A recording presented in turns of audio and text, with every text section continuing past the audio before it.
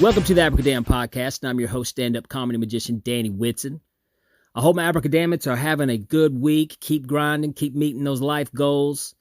I know this has been a good week for me. We have wonderful weather right now in East Tennessee. So if you're in Tennessee, and East Tennessee especially, enjoy this weather, get outdoors and do something. Also, I'm excited that they're finally starting to lift the mask mandates so we can go into public places without having to wear our masks. And I don't know about you, but I was getting a little tired of breathing my own breath, you know, which it's been a kind of an awkward transition, though, because I'm walking in the stores with no mask, and it's almost like walking in the stores with no pants. And we've all done that before. So that just feels weird. Except for the Dollar General. Now, they lifted their mask mandate, but I'm going to be honest with you. I've always felt like the Dollar General, you should always wear a mask when you're in there. You know what I mean? So, way before a pandemic. But that's just me. I don't know, man. I'm not a big fan of the DG. I never have been. Like there's two types of people who shop at the Dollar General, okay? First, you've got the people who shop at the Dollar General. And then second, you got people like me who are in there just because they had to grab some toilet paper real quick. You guys are right down the road. And now I'm kind of worried because I didn't bring my pepper spray. You know, one of those people. So, but anyways, I'm excited. I got a show date to announce. June 11th, I'm going to be at the Laughing Post Comedy Club, June 11th and 12th. In Georgetown, Kentucky. That's just right north of Lexington. So if you're in the area, definitely come out and see a show because we're going to have a Abracadamn good time, baby. Totally looking forward to that one. Okay. You ever get up in the middle of the night and you think you might see like a shadowy figure there in the corner of your bedroom? And then you get to looking a little closer and you're like, does he have my underwear? But then you realize it's just that big pile of dirty laundry that's been piling up in your bedroom. That's right, folks. Today's episode is brought to you by Bob's Washboard Wash and Fold Services. Yes. Now, if you're anything like me, I hate doing laundry. And yes, dirty laundry can pile up. So don't hesitate to take your laundry to Bob's Washboard Wash and Fold Services, located at 122 Randolph Road, Oak Ridge, Tennessee. Give Bob a call at 865-951-3237. Bob also offers a delivery service for anyone who's a senior citizen or homebound. Guys, doing your laundry has never been easier. All you have to do is take your big old pile of dirty clothes, drop it off, come back, and your clothes will be clean, dry, and folded and ready to go. Bob's Washboard Wash and Fold Services. Check them out today. This episode is also brought to you by the Grove Barbershop. Now, guys, I've been getting my hair cut at the Grove for a long time. And owner and operator Jeff Hackler is an awesome barber. And the best part is, all you have to do is just make an appointment. You go online to thegrovebarbershop.com, select your time, select the day, and then show up. You show up, everything is clean, organized, and it's just you and Jeff. He gets your hair cut, gets you looking nice, and gets you out of there in no time. So be sure to check out the Grove Barbershop located at 98 Randolph Road, Oak Ridge, Tennessee. Give Jeff a call if you want to at 865-482-2210 and make your appointment at thegrovebarbershop.com. All right, Abracadammits. This episode, we're going to be talking about things that go bump in the night. Blind house cats. No, I'm going to be talking ghosts. Yeah, and hey, I believe in ghosts. I'm not a skeptic. I had an experience when I was a young kid, and I've tried every way to rationalize it, and I cannot. So I love talking about this stuff. My wife, Antoinette, is also a big paranormal fan. She loves all the shows, and she even loves to go on a few ghost investigations herself. So she's going to love this episode as well. If you're a skeptic, okay, whatever. Maybe listening to this episode might change your mind. I don't know, because they do tell some very cool, interesting stories. So if you guys will, sit back and relax and enjoy my fun conversation with Wooloughby and Susan McGregor and Ashley McGhee of S.C.O.P.E Paranormal. Okay, we are here with the people from S.C.O.P.E. We got Wooloughby McGregor, Susan McGregor, and Ashley McGhee. How you guys doing today? Doing good. How you doing, Winnie? Doing good. I'm excited that you guys are here on the Abracadamn podcast, and we're going to talk about some ghosts today. I'll tell you what, if you don't care first, will one of you guys kind of let the listeners know what S.C.O.P.E is all about? S.C.O.P.E is a paranormal investigation team that we unofficially put together several years ago that ended up growing way faster than we expected. But S.C.O.P.E stands for Supernatural, Cryptozoological, Occult, and Paranormal Explorers. Cool, man. So how long you guys been doing this? We started, just the three of us did our first investigation together. Like, we all separately did things before we all met. The first one was Waverly Hills in 2014. Okay, now, and that's you, Susan. Now, so it's all three of you guys when this started? Yes. Yes. Mm-hmm. Okay, cool. That's awesome. Now, and I mean, this is the thing that I always wonder about with with even the paranormal shows and stuff like this is first of all, me and Antoinette were big believers, which, I don't just believe because it's something it's fun to believe in, but no, I believe based off experiences that I've had on myself. But do any of you guys, did something happen? What got you saying, hey, let's really start investigating things like this? So my favorite is Ashley on this one because I like her origin story as such. Okay, let's hear the origin story, Ashley. So my family owns land in Reliance, Tennessee, which is, we found out later in life, part of the Trail of Tears. And there's a stretch of about a mile and a half or so where we've got different family members that own different houses along that stretch. A lot of us all had very similar experiences that we never talked about until adulthood, and they all became very apparent that they were similar things. For me, it was when I was staying in the house beside my grandparents. I woke up one night and I couldn't raise up off the bed, and I could feel something like it was holding me down. I heard a lady like banging on the window beside me, let me in, let me in, let me in. And I tried to holler for my brother to come and help me. And my brother never stays in this house with me. He was only there that one night, which is why I know that something was really happening, and I was there in that moment. And as soon as that all lifted, I jumped up, turned the lights on. Nobody outside. My mom and my brother are both asleep in the house. And that was my experience. I found out that my mother, when she was young, had a similar experience in the house down from that.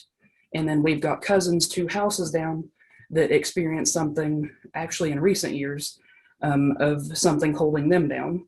And one of them actually saw something holding the other cousin down. So we all kind of matched our stories in recent years and found out that was going on. So that kind of sparked my personal interest when I was younger.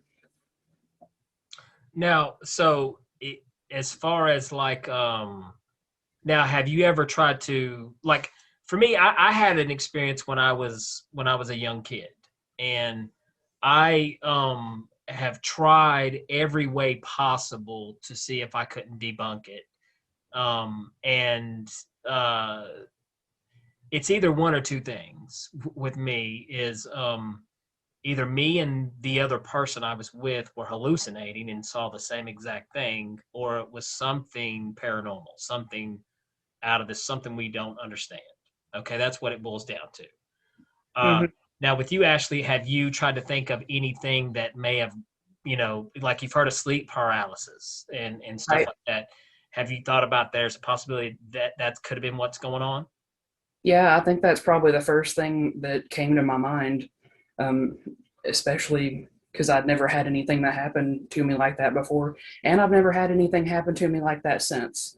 So definitely. Now, the part with someone banging on the window, though. So were you awake? Were your eyes open? And did you something that you could hear this and see this happening?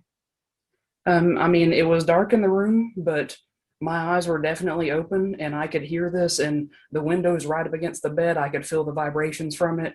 And then it actually moved to another window where there's a porch that is another story off the ground. There's no way whoever was over there could have ran all the way to the other side of the house to go up the stairs to get to that porch to hit that window. So there's a lot of things that really didn't add up that would be a normal experience. Wow. That's something else that, I had Ryan Stacy. He's he primarily does, UFO investigations. He's a private investigator, but he also, he does some stuff with ghosts and even Bigfoot. But one thing that he said that I have to agree with too is, he goes, regardless to what he believes, he goes, one thing that he knows for a fact is that these people are experiencing something. So just like with your situation there, Ashley, that sounds wild. What about you, Susan? So one of the things that I was going to say is my experience when I was younger was similar. And one of the things that I appreciate about this group is all of us, I won't say we're skeptics, but we were all very scientific, and all three of us, in the ways that we had our origin stories, tried to debunk everything and tried to rationalize it. None of us were like, but ghosts.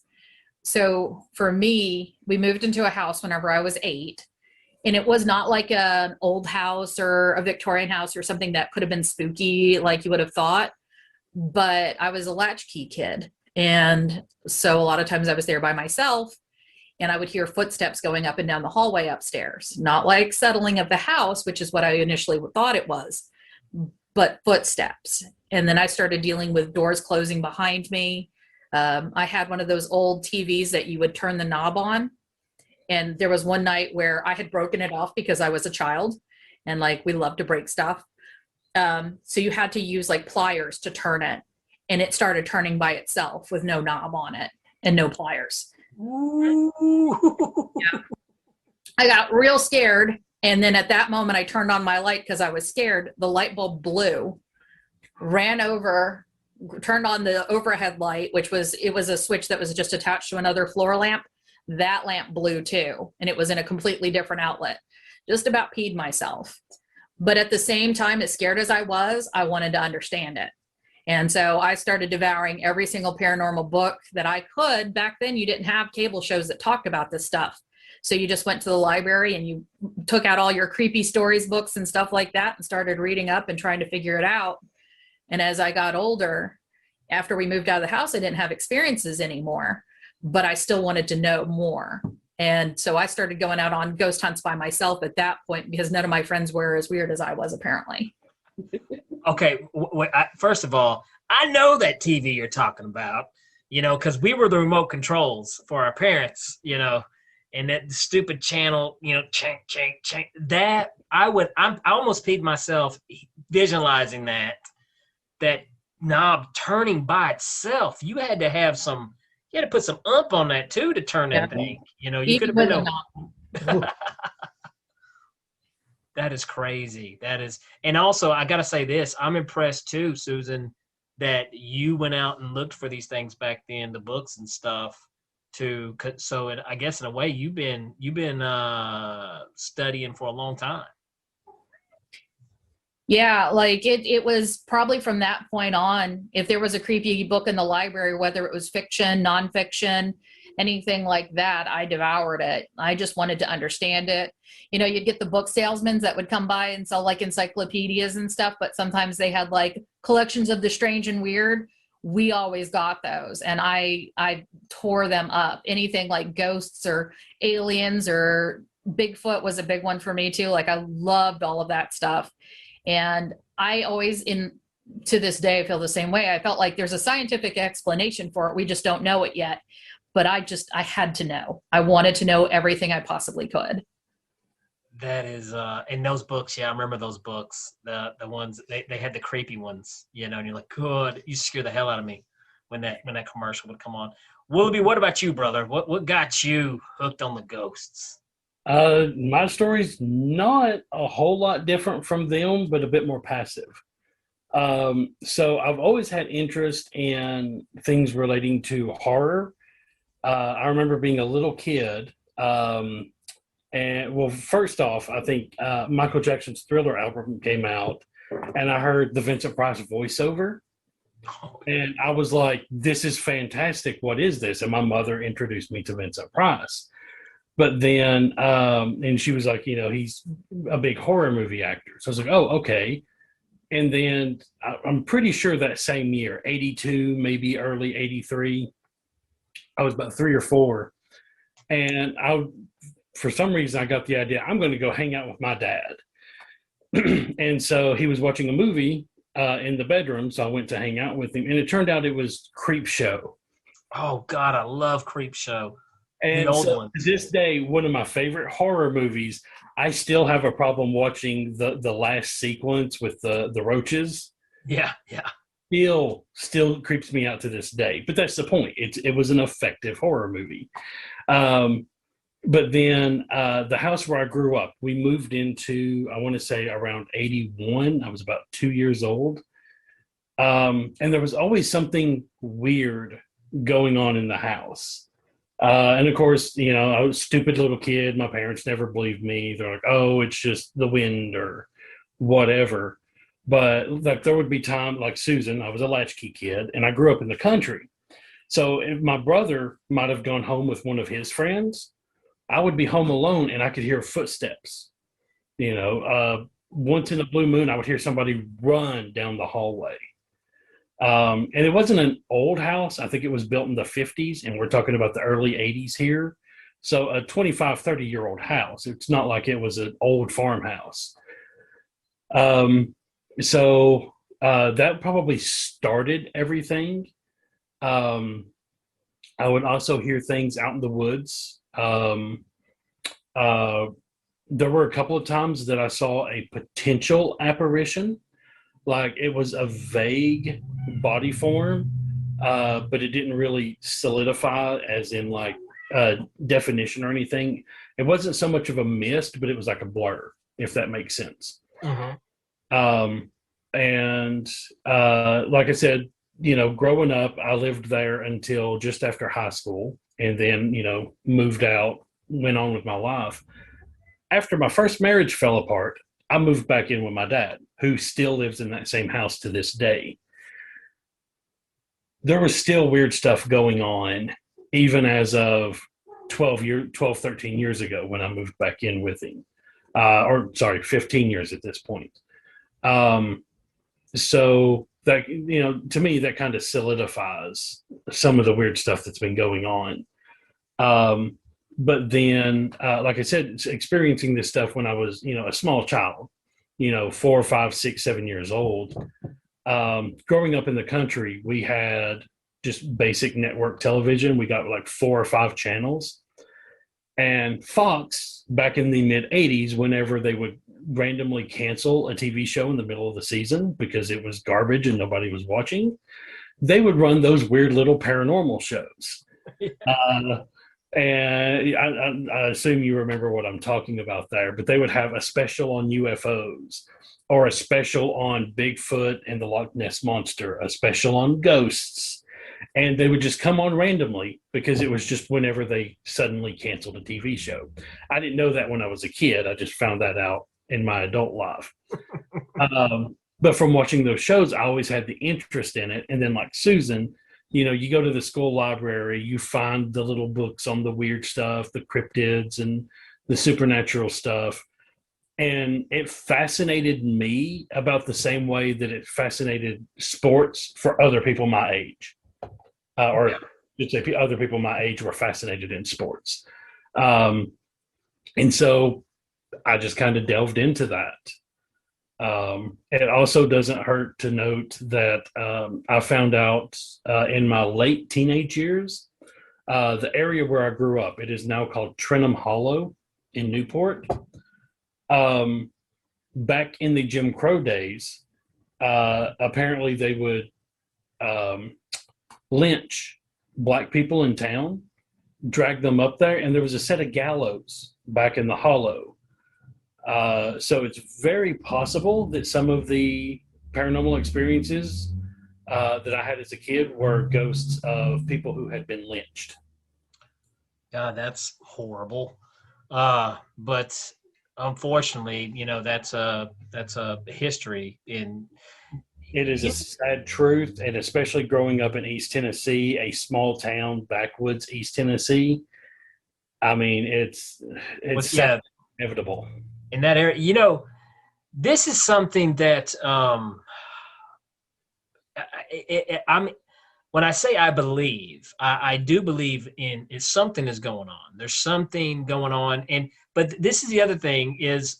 A lot of times, I think you have people who believe in paranormal because it's one of the fun things to believe in, and it's almost a sort of entertainment for your thoughts, But also, if you want to look at it in reality, how bad is it gotta suck to die, and you're just a wandering consciousness trying to take form and energy on this shithole planet we live on for eternity?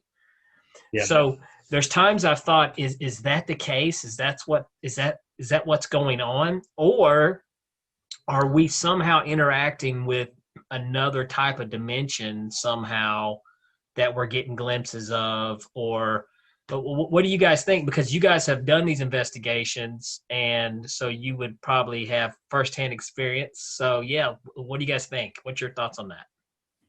So there's a couple of schools of thought on this as far as like what are ghosts. So there's two main types of ghosts that a lot of people talk about. One is basically an echo. It's almost like a recording that's caught in time. So they're not cognizant of what's going on. They're basically, it's energy being replayed. So think of it almost like a recording in a studio. So whenever you go to battlefields and they have battlefield apparitions, a lot of times they're replaying like a charge over a hill. There's a really cool Gettysburg one that you can find that almost looks like you can see the soldiers coming up over the hill. They're not aware of being there, but there was so much energy and so much emotion and so much there that it almost made a stamp on that place. And so they don't know that they're there. They don't know that they're replaying it. They don't know that they're living it, but it was just so powerful that it's etched in time. Then you have intelligent hauntings, which are the ones that are actually trying to interact with you, that they do have some cognizance of what's going on and are trying to interact. That's one of the interesting things about this is figuring out what is what and why each of them happen. Like what causes a spirit to be cognizant, what causes somebody to be attached to a certain place. Like we have theories as far as the ones that are recordings because of the emotion and everything in it. But what causes them to break free from that to become something that is actively shutting doors and trying to talk to people? We've experienced both. Like we've had ones that have absolutely tried to talk to us and ones that just, it was an apparition, you see it and it's gone and it did not acknowledge you. Wow. So you guys, as you guys went on an investigation where you have seen an actual apparition, you have seen it. Oh yeah. Yeah. Yes, definitely. Oh my gosh. Okay, like I said, the reason why I believe, well, I don't want to say believe, I know there's something going on. I don't know what it is because I did see an apparition whenever I was a child. I wasn't the only one who saw it. I had a friend who saw it too, so I know I wasn't hallucinating or anything like that. And just as recently as just a couple years ago, I had an experience. Oh gosh, and this was, it's kind of embarrassing and awkward to talk about, but I was grabbed, and it totally screwed me up because I was just like, this was the strangest thing I've ever felt in my entire life. I thought I was out on I had just finished jogging. I was out on I did a pretty long jog, and I was on my cool down walk, and I was walking by the lake. And, I had my headphones in. I was in my own kind of, just cool down, my own little world. And out of nowhere, someone just grabbed me and yanked me to the side.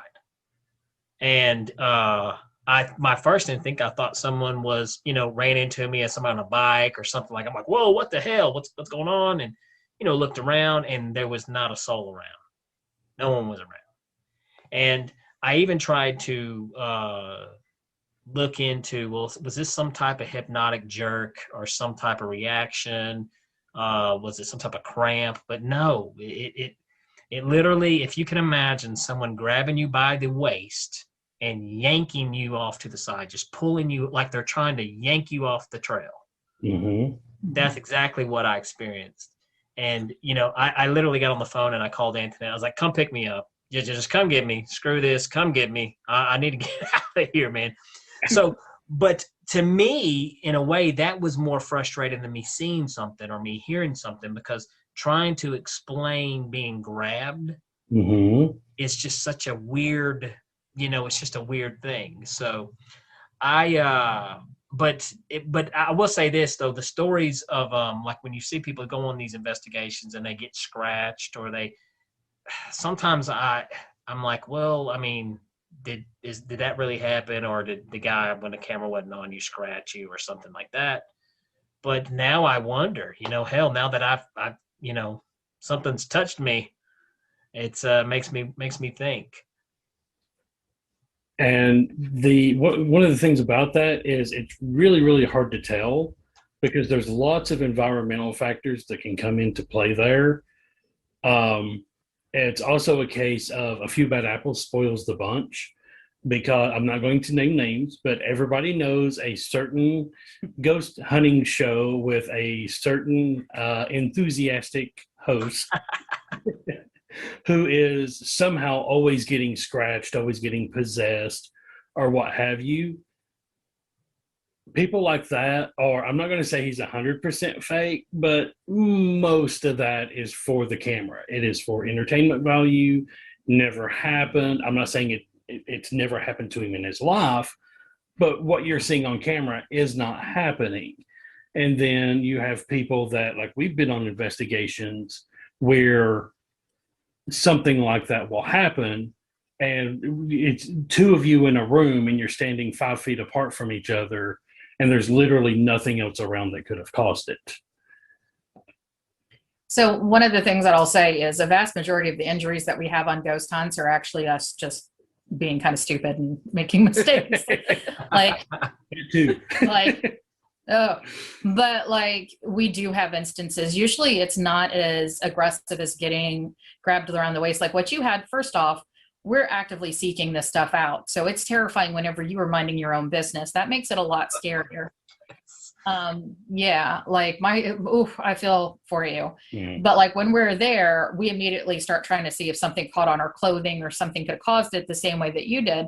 But it's usually pretty like something tugs on your clothing, something brushes your cheek. It's not threatening. I think we've only had one case where somebody got scratched and we weren't able to really rule it in as paranormal, because there was enough things that were like, well, we'll see where this goes. But if we can't really eliminate stuff, we don't count it. But for the most part, we haven't been hurt. We haven't been possessed. We haven't had anything like that happen. But we do go into it with certain intentions of trying to only be positive and only bring good things. And we don't encourage, you'll see some people go in there like, hit me, touch me, do this. We don't ask for those types of interactions. We just let things occur naturally. Well, and also let me say this is, I am not easily fooled. So, right. I'm somewhat of an expert in that field.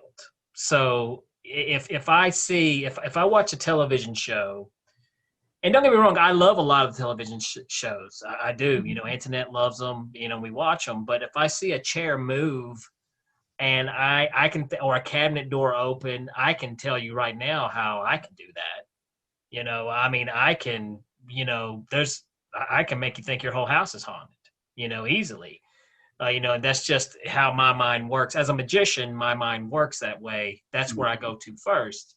But I like to, if I can eliminate things down to where it's either, it comes down to, I can't never get 100%, but I can get to 50-50. I'm like, it's either something out of this world that we don't understand, or somebody is damn good, better than me. So, that's kind of where I break those things down. Now I will say this, I kind of joke about this too, that there's this one show where they have the caught on tape.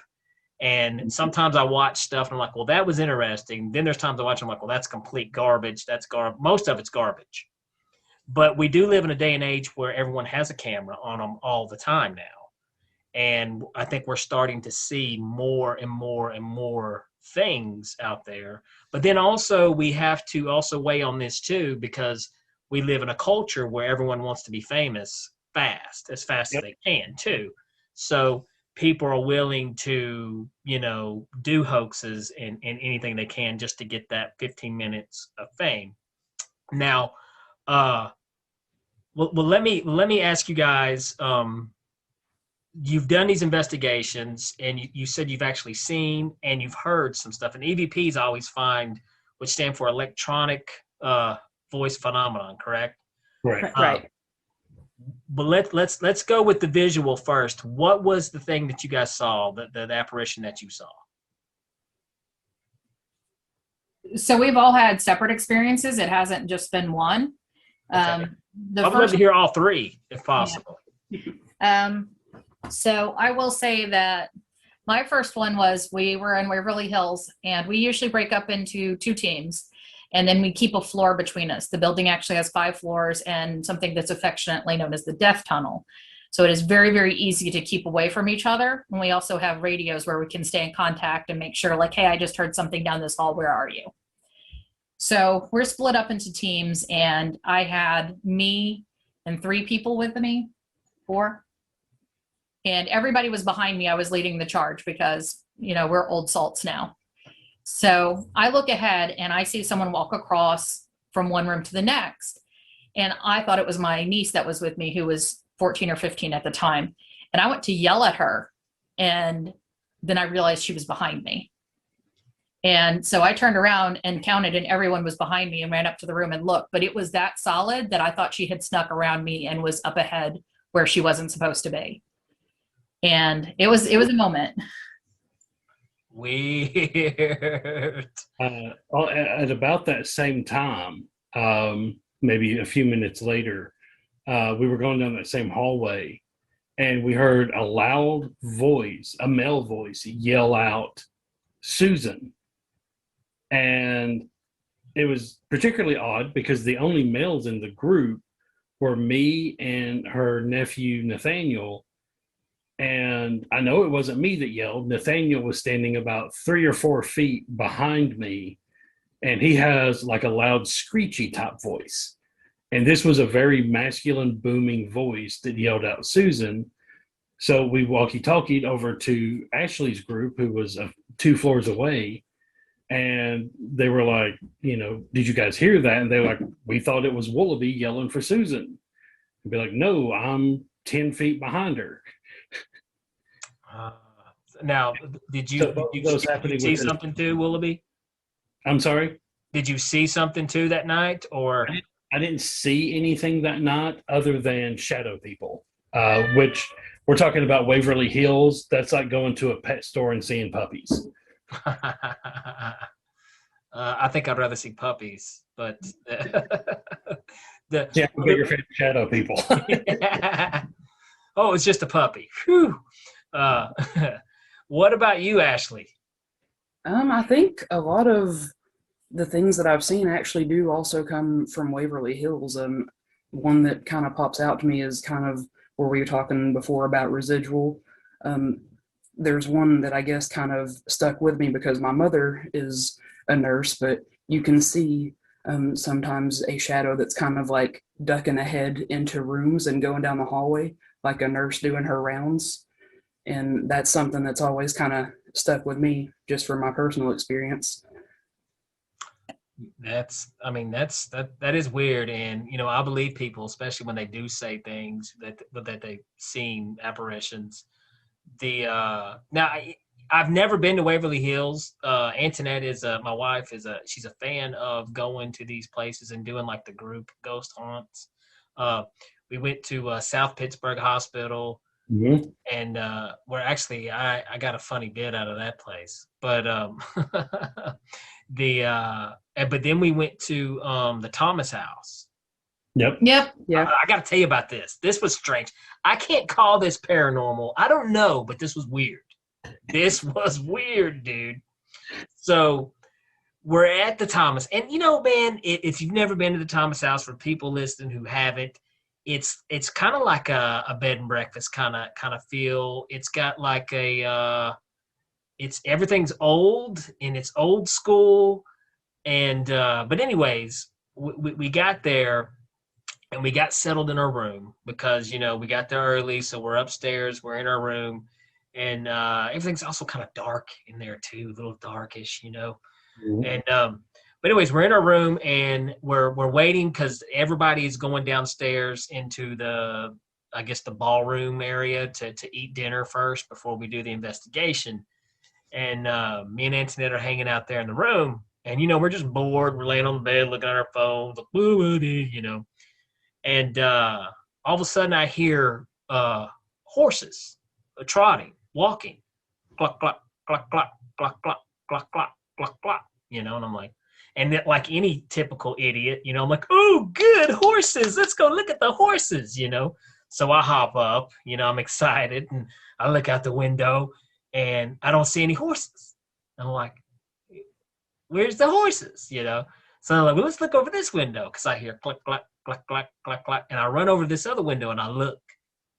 No horses. Where's the horses? And I'm like, well, that sucks. What the hell, And I go lay back down on the bed. I'm sitting there looking at my phone. And then I get to looking around the room. And all around the room are pictures of horses. Weird. And I told Antoinette, and I was like, this is okay. This is weird. I don't know, man. I don't know. Did I just miss the horses when I looked outside? I don't know. Coincidental. I don't know. But it was weird. So I don't know if I heard ghost horses or not, but it was weird. Now, one that was really interesting about that room, too, is there's a diary in that room where people record all their experiences. And this went back all the way to like the early 90s that I saw where people had started recording things. But that was an interesting night. It was fun, but those kind of things are also, they're tiring and you're around a bunch of other strangers who you don't really know. So, Yeah. Definitely different. But so what do you guys think about the Thomas house? So we just went for the first time this year, and it's an adventure by itself. That was back in October. Oh, shut up. It's the longest year. It's the longest year. It's still the same year. It's 2020, 2021. It's all one long year. The sequel. We had very few paranormal experiences there. We did get a couple of things that were a little bit interesting. But to me, the two things that were the most terrifying about this place, I will say three. The doll rooms, like, oh, yeah. Yeah. No, thank you. Our room had what I affectionately call a troilet, which was a shower/toilet. The toilet was basically in the shower. We were in the jungle. We were in the jungle room, which was slightly Egyptian, slightly jungle. Slightly everything. Yeah. And because it was post-COVID days, which has really changed ghost hunting, instead of having like a regular buffet dinner, the snack that they had was a hot dog that looked like it had been boiled since maybe 1990 and was gray. I did not eat it. Somebody here did. We won't name names. All right. Here. And it is a interesting place. It is, and it seems like I could totally see some creepy stuff going on there. I definitely wouldn't want to stay in that place by myself. Definitely would not. I wouldn't. I'd be gone. But see, I kind of would, because it's when you start getting rid of all the other people involved, you start isolating what you hear. And if you hear people walking and talking when there's 20 other people in the building, you automatically dismiss it. When you're alone in a building and you hear somebody walking and talking, then you start to get inquisitive because there's no one else in the building. Who could it be? I mean, that's true. That's true. One thing that I don't know if I'm sensitive to this kind of stuff or what, but one thing I picked up when I went into Thomas house, and it could just be natural, the dim lighting and the old stuff, was depression. Yep. I felt like something heavy, depressing as hell while I was there. It had a weighty atmosphere for sure. So that's something that I felt when I was there. So I don't know. But definitely, I mean, I kind of enjoy going to those. Like I said, we haven't been to Waverly. I would like to go check that out too. I think that would be something fun and interesting to do, because I do have that's why I'm glad you guys came on the podcast, because I've got a big interest in the paranormal. I think, I think there's a lot of garbage out there. I do, but I do think there's also some stuff that we have to scratch your head at. Now, as far as the EVPs, I've always kind of,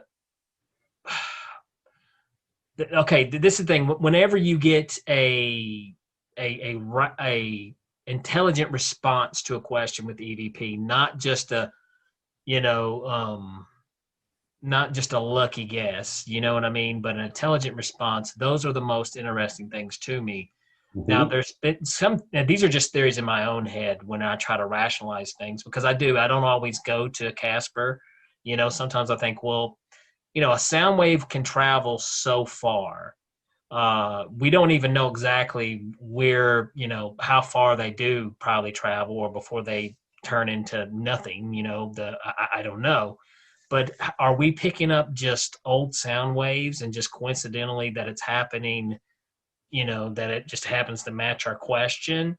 Or is there a, intelligent response, case? But if you get any stories like that, I would love to hear it. So with that, one of the things that we always do is we never count just one lucky thing.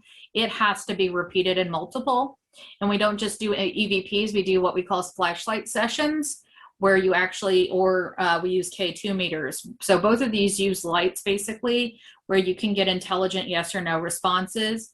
And we try to make sure that it's spaced out, like it's some yes answers, some no yet.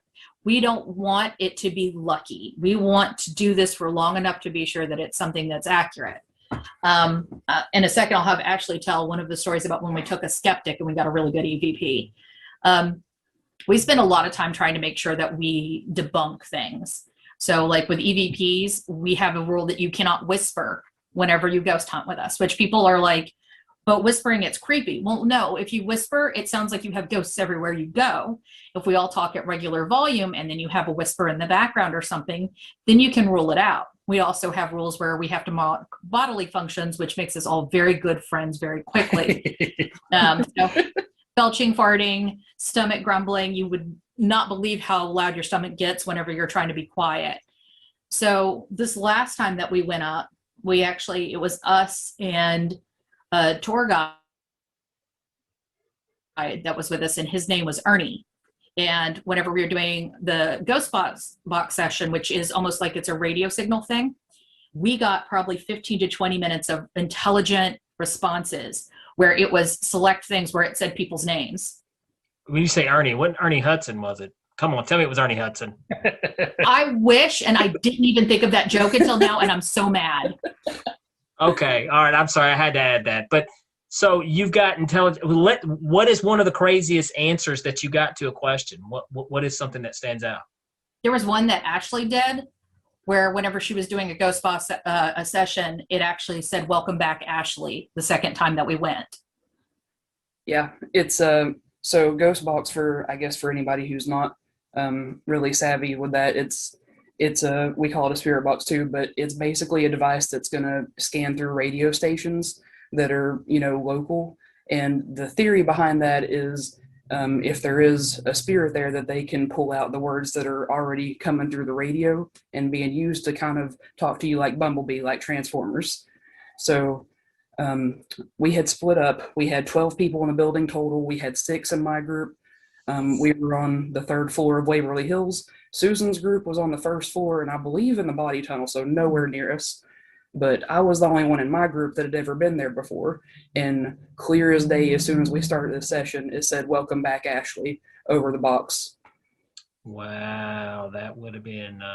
Well, let me ask. First of all, that would have creeped me the hell out, Ashley. Kudos to you. You know, what did you do? Well, funnily enough, I didn't say anything about it because it seemed so unbelievable at the moment. But the people that were in my group were like, "No way." They're like, "Did that really just say that?" And they called it out too. So I know it was not just me. Well, let me go ahead, Susan. Go ahead. So this last time that I was talking about when we did it, we asked it to name people in the group, and it said my name twice. And also one of the girls in the group's name is Lydia, and they said their name. When they asked him Ernie's name, they kept calling him Bert because they thought it was funny, I guess, with Ernie and Bert. Interesting. Wow. Yeah. Wow. So the ghost was a heckler. You had a heckler ghost. Okay. This is something I've kind of wondered. And this is watching the ghost shows with the EVPs, and I know someone has had to have done this before, but you don't ever hear anything about it. Is if I could talk to somebody, a ghost, the first damn thing I want to know, is there a heaven and hell?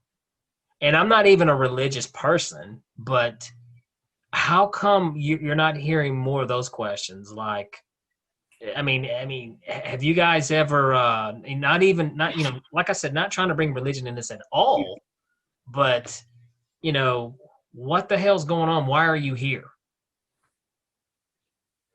So I will say for me, I've never asked because and this is going to blow some people's minds, I'm an atheist. So I believe everything's very scientific, and it's all about energy and being changed. That once energy is created, it doesn't disappear, it just changes forms. So since I don't believe in heaven and hell, I don't ask about it because I don't feel like those things are real. No disrespect to anybody that does. I feel like life is complicated enough that if something brings you peace and joy and happiness, then I want you to believe it and I encourage it. But for me, I don't necessarily feel that there is a specific place for either after, so I've just never asked. What about you, Wooloughby? I come from a similar place, but a completely different avenue. I am vaguely Jewish, so our concept of heaven and hell is completely different than the Christian heaven and hell. So, like I said, we don't really have a hell. We have something that's called Sheol, which is where impure spirits go to be cleaned so they can then pass to heaven. So it's a little bit different of an idea. But at the same time, even if there is a heaven, if there's a hell, if there's a Sheol, if there's purgatory, any of the other afterlife realms that people believe in, that's not to say they're captives. It could be kind of a revolving door policy that, that you're allowed to come down periodically or as you please, what have you. There's also the theory that, again, we're talking about some residual hauntings to where it's just, like Susan said, it's just an energy. It's not really a soul. So there's so many different theories on not just the ghosts exist or not, of what type of ghosts there are, that would render the theory of afterlife more or less null and void, if that makes sense. Gotcha. Well,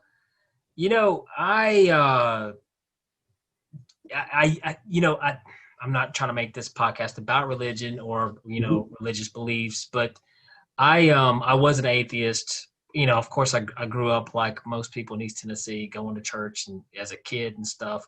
But especially as a magician, I became an atheist because, I learned the secrets, the bullshit. But I will say this, okay? I'm not an atheist anymore. I am I like to consider myself a free thinker. Mm-hmm. And what I do is I think rational. And to me, I used to think rational thinking was not to believe any religion, not to believe, in ghosts or believe anything. But I know, like I said, due to proof, my personal experiences, that there's something in another realm, another dimension, or something going on that we don't know about or understand. And when it comes to the life after death thing, to me, I think it feels good to believe that there's something after we die. So I'm going to believe it. Right. You know what I mean? It doesn't hurt anybody. I don't have a rule book. I don't get to, alienate a certain group of people, or none of that. No, it's just, I hope one day that's the case. And I definitely hope it's not, when I die, Danny Whitson's not hanging around this freaking heap, saying, hey, what you doing? What you doing? You want to see a card trick? I would be a pretty annoying ass ghost. But those exist. I could only imagine. And have you guys seen that movie Ghost Story with Freeman? Yes. Who is it? Martin Freeman. Is it Martin Freeman? Ghost Is it the Story. British one? It's the one that's got Casey Affleck. I don't know that one. Oh my God. Okay. First of all, the sheet the whole time. Yes. Okay, now it's not a super exciting movie, no. But if you were to think of the reality of being a ghost, how bad it would suck, it's kind of like the movie. You know what I mean? Because in that movie, I don't want to spoil it for anybody who may want to watch it, but time is kind of like a blur. It's really kind of a boring, I don't want to say boring, but a depressing way to spend eternity. So to me, if I had an opportunity to ask a conscience, intelligent something on the other side, I would want to know, okay, is there harps where you're at? I'm not trying to be stupid, but I'm just like, is there something, or is this what we got to look forward to when we croak? So one of the things that I'll say is, like, a lot of times when we're having these conversations, since we're trying to get intelligent responses, a lot of times that often have to be yes or no, that's when it becomes difficult to get like something that's descriptive as that, because we're often lucky to get one or two words. But the way that I often think about death, which oddly enough, it comes from a Drew Carey bit that he did years ago, where he was talking about, everybody talks about comas being the worst thing ever. And he said, what if you get into it and it's the best thing that you've ever experienced, and they're going to unplug you and you're trying to like will yourself to blink, no, leave me, and it's good. That's how I kind of almost think about death, is because I do think of it as a transfer of energy, and that you still exist in some level. That what if you get to have all the conscious thoughts and everything you do now and get to experience the world from a different way, but without waking up with your back hurting every day? Like, I know that's a weird way to put it, but for me, I feel like it has the ability to grow as a person emotionally without the physical and time limitations that are put on our physical selves.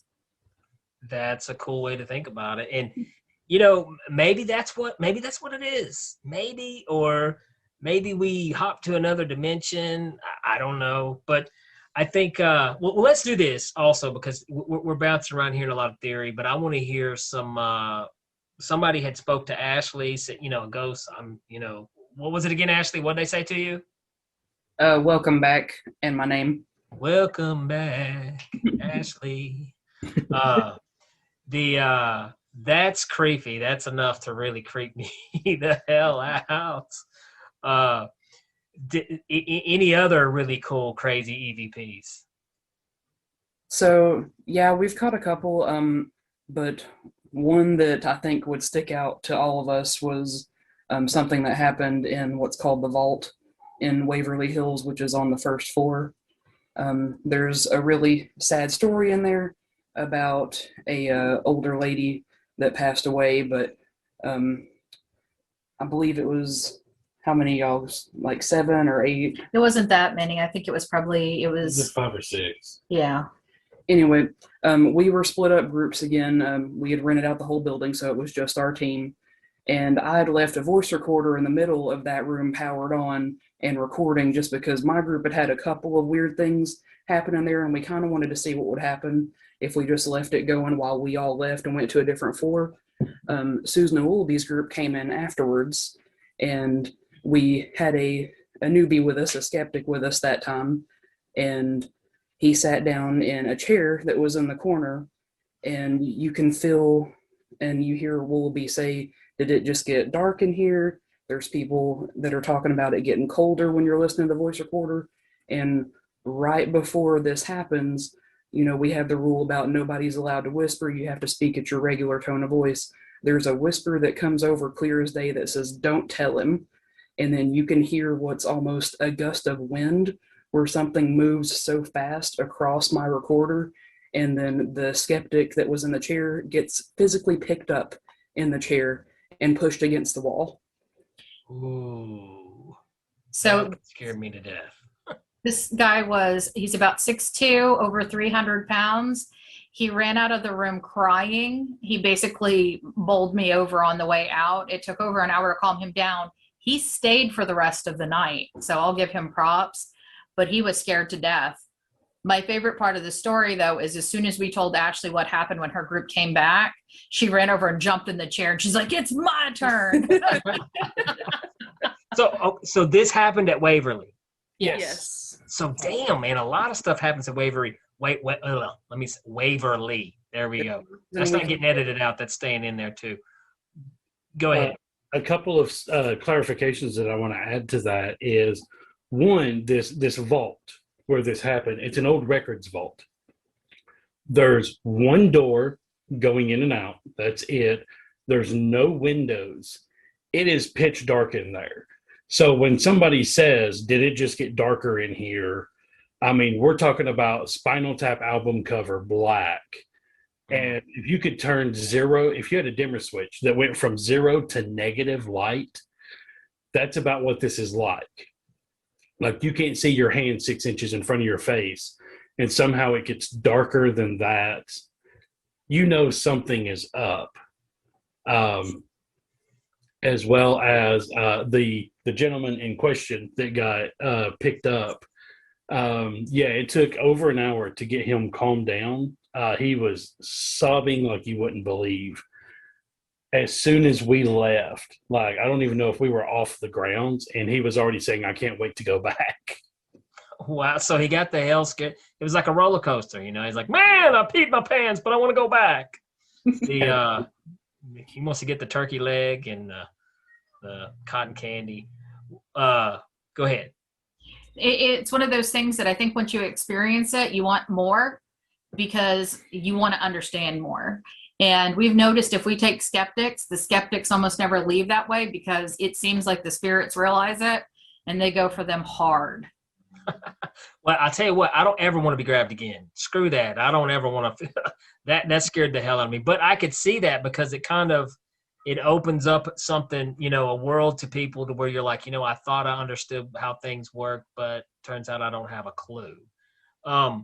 So out of all the places that you guys have been, and, you said since 2014, what is the most creepiest, darkest place? Maybe a place that you never really want to go back to.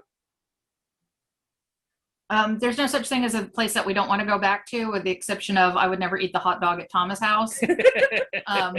But we would still go back because it was still an adventure. The darkest place we've been to, I would say, is Trans-Allegheny Lunatic Asylum. Yeah. That place is some negative energy that you wouldn't believe. We often describe Waverly Hills as you go there, the spirits are, for the most part, very friendly, and it's like being surrounded by puppies. They're very, they're curious. Trans-Allegheny is a lot of pain and anguish and just lots of sadness. It's a very, very ominous, depressing place. Where's that located at? Weston, West Virginia. Wow. And now I want to make sure I heard this right. Is the word lunatic in the name?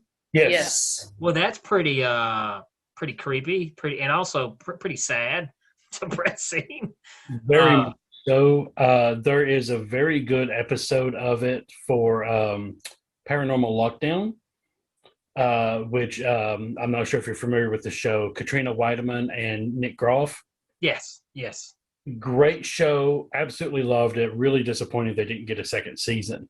but it's one of their, I want to say, first or second episode they do at the Trans-Allegheny Lunatic Asylum.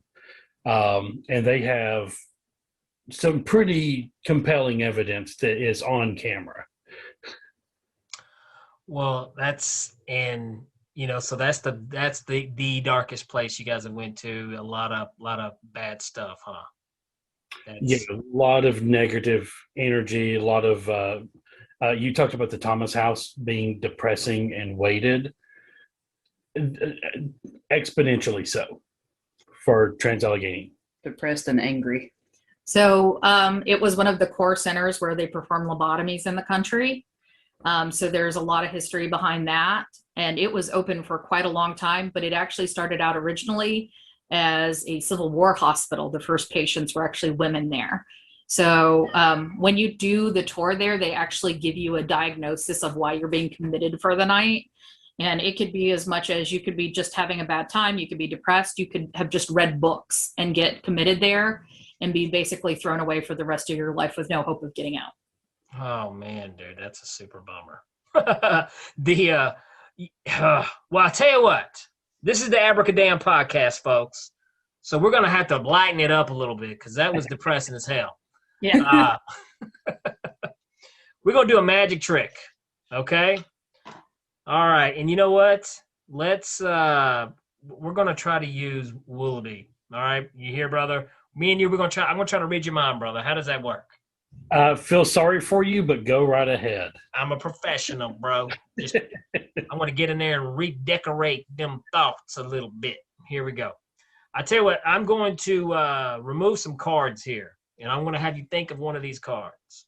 Okay? You're going to think of one of these cards. Let's see. That'll work. I'm just going to hold them up here, and I just want you to get a look at one and just think of one of these cards. You don't tell me what it is. Just get it in your head. You got it? Got it. It's in there. All right. Now concentrate on that word. Not word, I mean card. Sorry. No problem. I'm going to put the cards back in the deck, and I'm going to give them a shuffle. Mix them up. I'm going to try to cut the deck. Hold on. You know what? I'm going to cut right here. I'm obligated right here, guys. I have made my cut. I'm obligated. For the first time, Wooloughby, what was the card you were thinking of? Just thinking. Jack of Spades. The Jack of Spades. I'm sorry. Jack of Clubs. The Jack of Clubs. Okay. Now, look, I said I'm obligated. I cut to a card. Okay? Mm-hmm. Right here, one card. I'm obligated. Woo. The Jack of Clubs. You guys got to say something. Make some noise. They can't see you. I was in shock. I was going to screw you up and say it was the Ace of Diamonds, but You've been abracadamned, Wooloughby. You have been abracadamned, brother. We had to lighten it up a little bit. We had to lighten it up. Absolutely. And on a lighter note of what we were discussing earlier, because we go to Waverly pretty much every March. A few years ago, because it has become our home away from home, if you will, that is where I proposed to Susan up on the roof. Ooh, yeah, so we got engaged on the roof of Waverly Hills. Nice. and then Ashley married us. Yeah, I became a minister just to marry them. Awesome. Ashley had the back. So did you and Ashley have this whole thing planned? You're like, hey, I'm going to propose to her. You be ready to. Nope, I was left in the dark. Still mad. Left in the dark. There's that dark. It got really dark. She was left in the super dark. What made you think? Were you nervous before that one? Were you more scared to ask that, and you were the ghost, huh? Yeah, and I pretty much had a guaranteed answer. But guarantee or no, it's still nerve-wracking. Oh yeah. And I had boiled it down to 3 places to ask, and that just seemed to make the most sense. Well, first of all, that's super cool. That's awesome. And that's one of the things, as a courage as a man that you build up to do that. I'll never forget the first time I told Antoinette I loved her.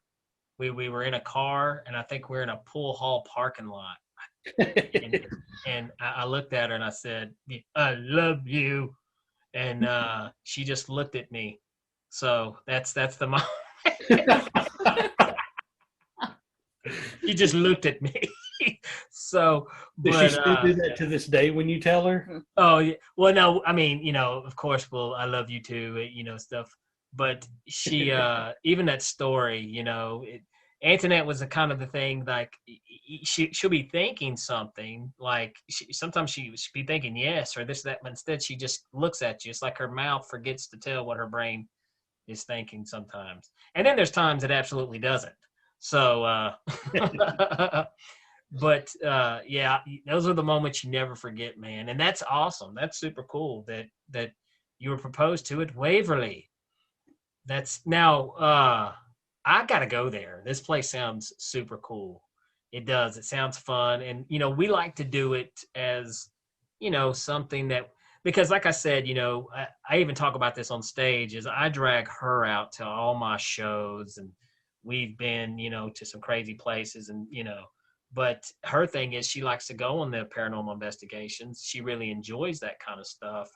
And there's times, and I like to do it with her because that's her thing. And, and I like hanging out with her, So we're going to have to get up to Waverly and check that out.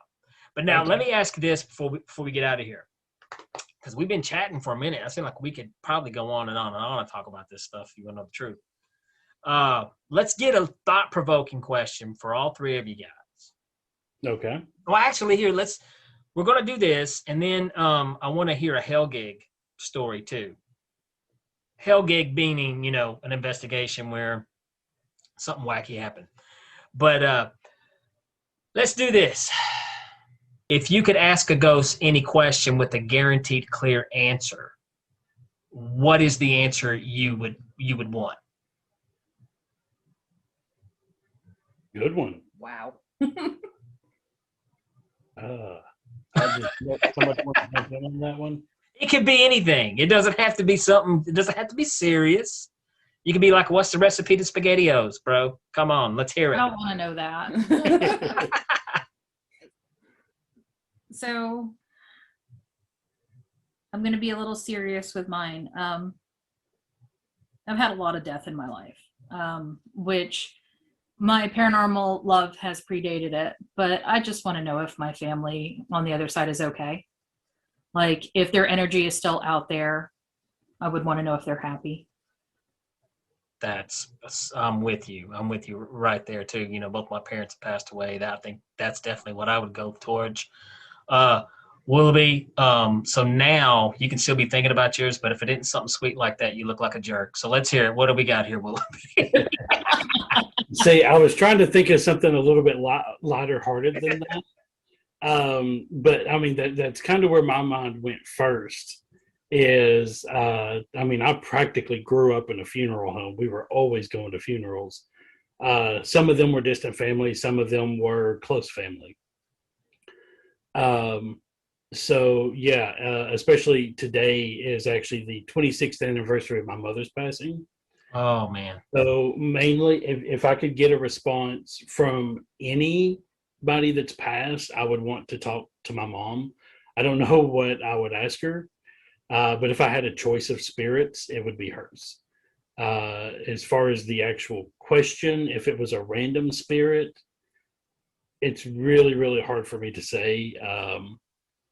But yeah, if we're talking about in a perfect world here and I get to choose all of the factors, yeah, I would like to, talk to my mom, even if it's just for 5 seconds.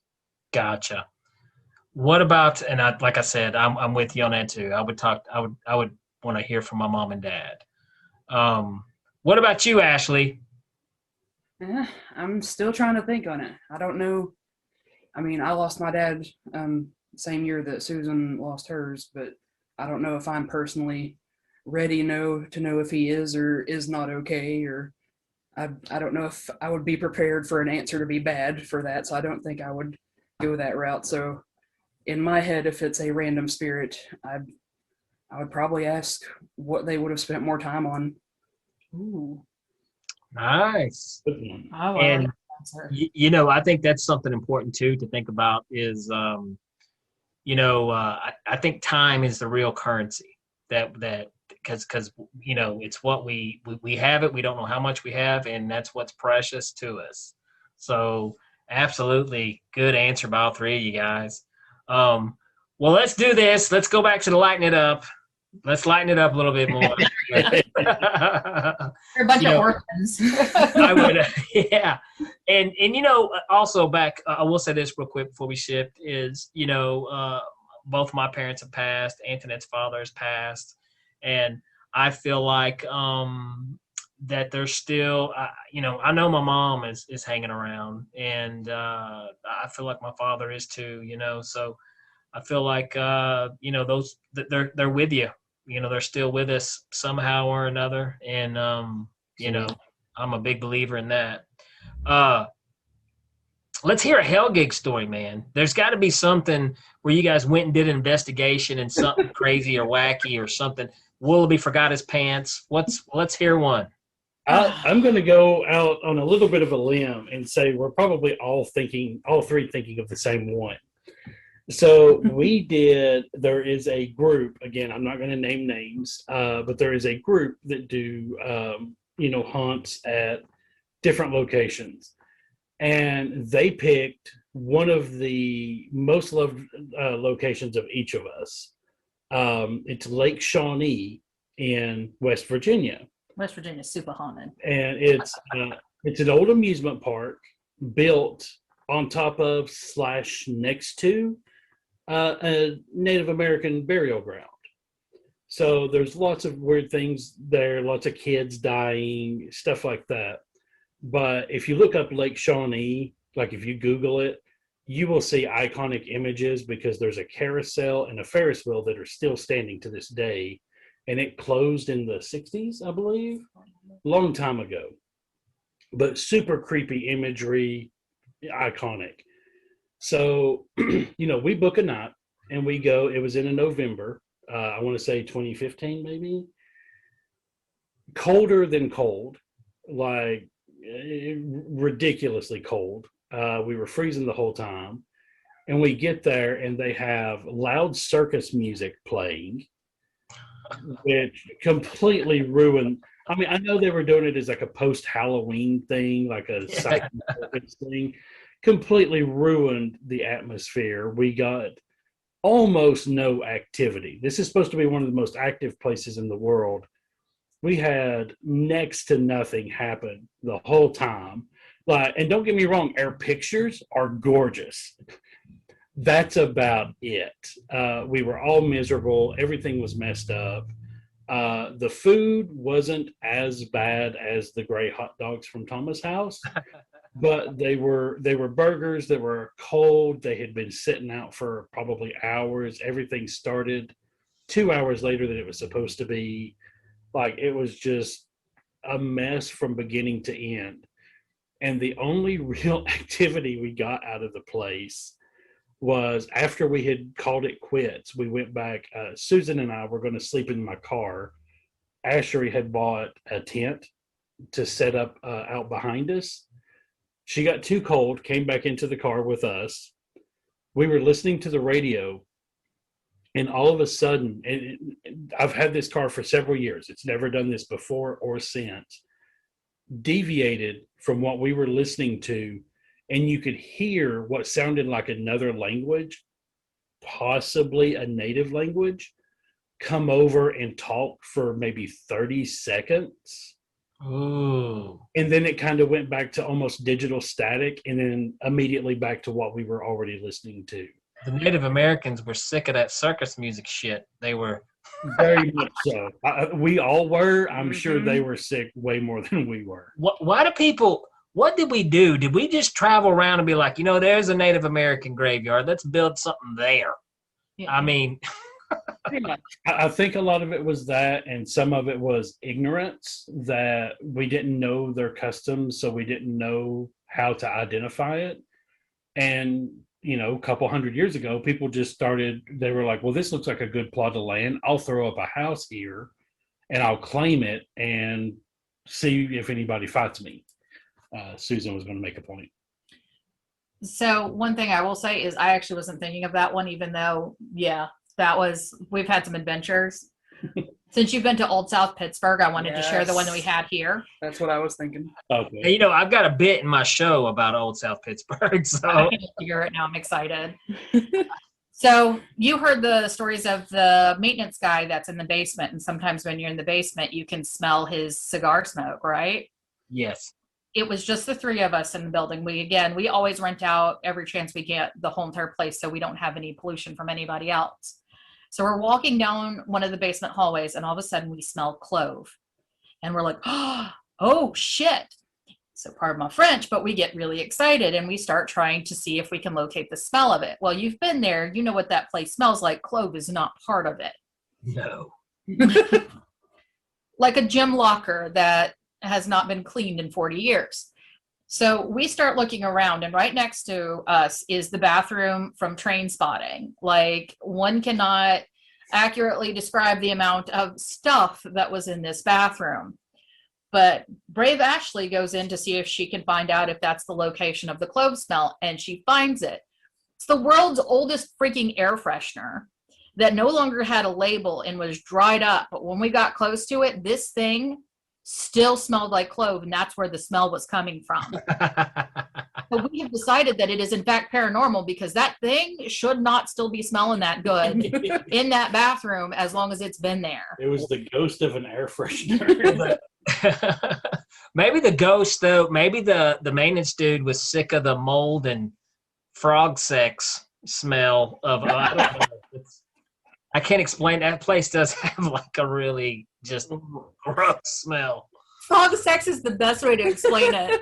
Although I will tell you, we found out from some paranormal investigator friends of us, apparently that maintenance guy is still alive. Oh, so he's not dead. He's not dead. He's not haunting it. Oh my God. Imagine being known as a ghost. But you, wow. I don't know. Is that an insult or is that like, wow. Somebody just said, dude's dead, man. Yeah, what's that guy's name? Do we know his name? Can we drop his first name? Jim? It was Jim. Like, yeah, we just heard from the last investigation. It's a small community. They're like, he's still alive, right? That is hilarious. Oh my God, that is hilarious. Well, and you see, if I were Jim, I'd be going hanging out there and scaring the shit out of people. Like, psych. Out the house next door, just randomly walk over, boo. Find a picture of myself, hang it up in the hallway so they know what I look like, and haunt the shit out of that place. I wonder who was the first person to realize that Jim wasn't dead, though. They were like, holy shit, what? How did that happen? God, how do you get the legend of being a ghost? Well, and I mean, here's the thing, I aspire to have the level of unbothered by Jim. Like, he doesn't even care that people think he's dead. He's just like, that's fine. I guess that's cool too if you don't like people but people are just kind of like, if he goes there, he's like, what was that? Oh, that was me. Don't worry about it. Oh man, that's crazy. Guys, I tell you what, this has been fun and I could talk forever with you guys about this stuff. Now, if anyone's interested in maybe like trying to find out information about S.C.O.P.E and anything like that, do you guys have a website or anywhere where people can get in touch with you guys? We do have a Facebook. We have one that's just for basically the three of us. And then we have one for like the general community. There's periods in between each of the letters. So it's S period, C period, and so on. So when you look it up, it'll come up. I did a news interview back in October and we got inundated with a lot of people. So it's a little bit busy right now. We haven't posted much from our last investigation yet, but that's where they would want to go and just follow us there. Okay, cool. That sounds awesome. And so like if anybody wanted you guys to come investigate maybe their house or something, especially whenever things get back and going again, is this something else, a service that you guys also offer? We haven't done it yet. but I don't think it's outside the realm of possibility for us. I would be willing to do it. Part of it just depends on timing. Okay, well, cool.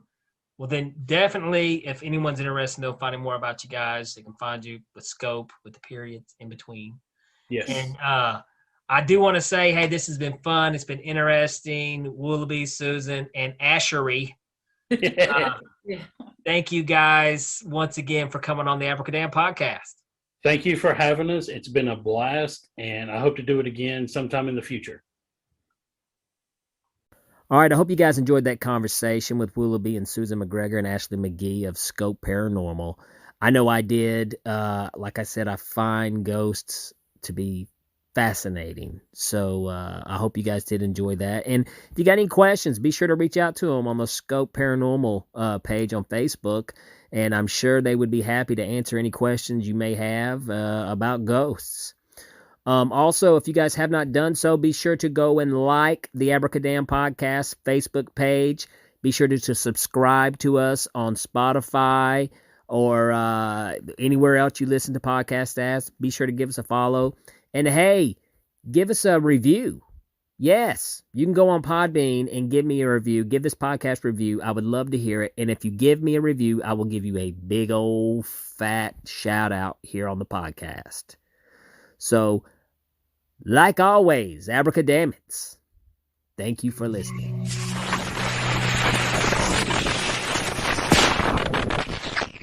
Abracadabra.